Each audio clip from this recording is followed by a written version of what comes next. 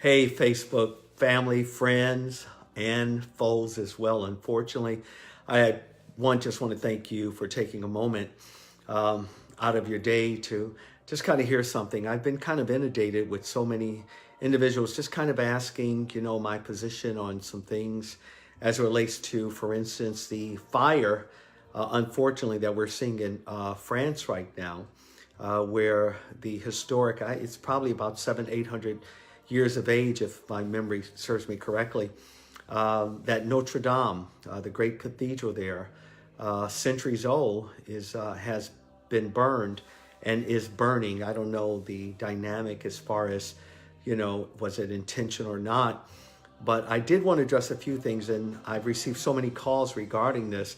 I just thought this would be apropos to take a moment to kind of share some of this with you. What many of you may not know, because the mainstream media is not reporting this, and that is there are multiple churches that are in Europe that are being burned, and they are being burned by Islamists. People that practice Islam are setting these places on fire. They're not just doing that, but they're defecating on those places. They're urinating on those places. They're writing all type of things because this is something that they believe in. Now, you may think or assume that I'm just making an analogy as it relates to just a small group of people.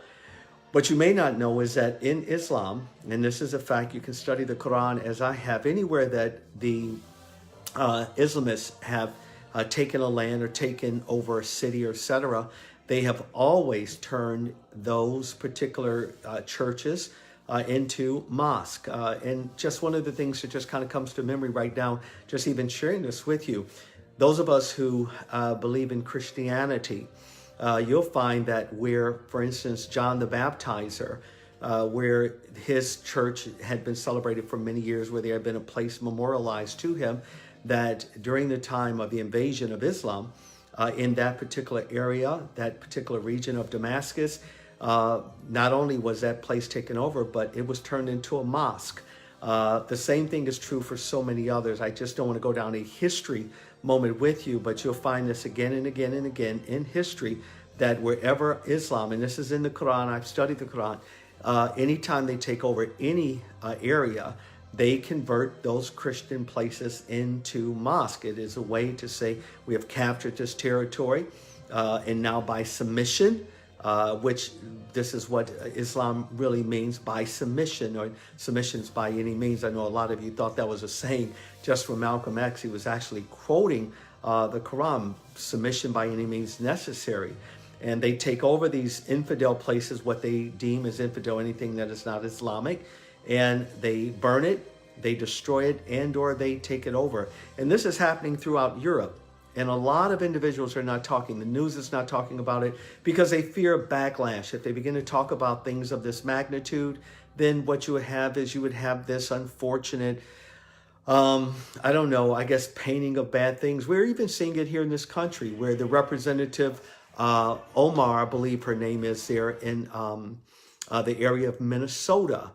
She has said some things, and our president has simply just put up 9/11 because she's actually referenced 9/11 as some people that did some things. Well, that's very offensive to us as Americans because it wasn't some people. We know who those people were, and they did it in the name of their God. As they shouted Allahu Akbar, they crashed planes, and several thousand of Americans lost their lives in New York and in other cities as a result. So again, we're seeing this, and we're seeing this unfortunate, and we're living in a time now where there's such political correctness, nobody wants to talk about it. This is a tragedy. I have a lot of friends that are Catholic, and they're mourning right now because they're seeing the devastation. They know of the devastation. Again, not just at Notre-Dame, where they're celebrating. There are Muslims right now celebrating the burning of this several hundred-year-old cathedral that a lot of people pay homage to. And it's one of those things that I think as Christians, we're going to have to find our voice. It doesn't mean that we have to hate anyone. As a matter of fact, we're commanded to love, but yet to have and take a position. And this devastation is something that we're seeing everywhere, where we have so many leaders that won't take a position. They won't talk about the tenets of Islam. They won't talk about women that are not able to choose their own way, choose their own path. If you leave Islam, not only are you considered an apostate, but you can lose your life for it. And I want to remind every one of you that are watching me right now, maybe you don't realize this because they're painting Islam as this moderate type of thing. It is not. As a matter of fact, study the Quran. I have a series that I've done on the Quran. If you're interested, you just reach out to us and we'll make sure that you get it. You really need to understand that nowhere in Islam is it taught that you can leave. As a matter of fact, there's no country. I want you to think about this. There's not one country on this earth where the theocracy of Islam is lived out, where a Christian has a right to celebrate Christ or to challenge Islam. It doesn't exist. If you do, you will lose your life. There's not one country. So when I hear these false narratives about, well, the countries that are moderate, there's no moderate. You think of Egypt. You know that there are Christians there, but they're constantly being persecuted. The oldest church, the Coptic church there, has been on guard. They have to have guards all the time. So many have lost their lives. And I'm not talking about several hundred years ago. I'm talking about just in the last several months, there have been those that have lost their lives. There's not one place where Islam reigns. You think about the Nigerian girls. You don't hear about this anymore, but there's still several hundred Christian young girls in Nigeria right now that are still have been kidnapped, been forced into marriage, forced to have Islamist babies. You think that's it's just something that, that's just a small group? You don't know the Quran to even say that. These are the teachings that Muhammad himself taught. And again, this doesn't make me a hater of anyone. These are just facts. And most Christians have not taken the time to know these facts. And as a believer, if your church, your pastor never talks about things like this, you may want to check out where you're going. Please stop going to a place that is just making you feel good, or maybe a blessing is coming in 2 days, or whatever these things are teaching. As a believer, you are obligated to know these things. I'll go further. Jude tells us that we are obligated to contend for the faith that was once delivered unto the fathers. That word is a military term.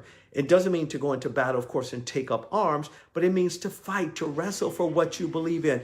And if you don't do things of that magnitude, you will unfortunately be part of the problem. And I just think as a nation, we can do better. I know I have a lot of people that view me from various parts of country, not just this country, but I have friends in Europe. I have friends in Africa. And again, we're going to have to pray and receive the boldness that has already been left to us. Now, I know I have a lot of naysayers that will come on and say, oh, we shouldn't be worried about this. We should just be worried about the kingdom.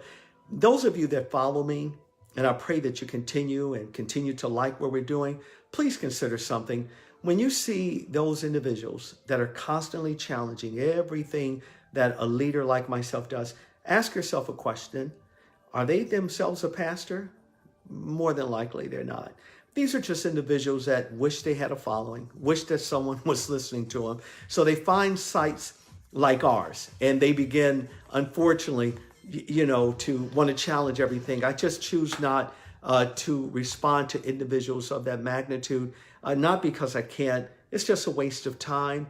Listen, let's pray for those that are serving Christ, that are Catholic. I do believe that there are some Catholics that love God and love the Lord. And I believe that according to their faith, they'll be rewarded for it. Now, that doesn't mean all of them are, no more than all of us Protestants who go to church are, quote, right with God and that sort of thing. But they do deserve our prayers. We need to pay attention. We need to understand that a lot of this, and again, I'm not making a prejudgment. I know due process will happen. I pray it was just an accident. But please know that while we're watching Notre-Dame burn, that there are multiple churches all throughout Europe where they are being intentionally targeted by Islamists, men and women that believe that this is their duty throughout their life, and they are inspired by the Quran to do so. So, hey, take a moment, share this with someone, and I hope that you've gotten a lot. It's very, very sad to see this happen. I've been privileged in my life to visit a lot of various cathedrals throughout the country and outside of this country. And it really is just, it's just something so beautiful. I don't have words to describe it.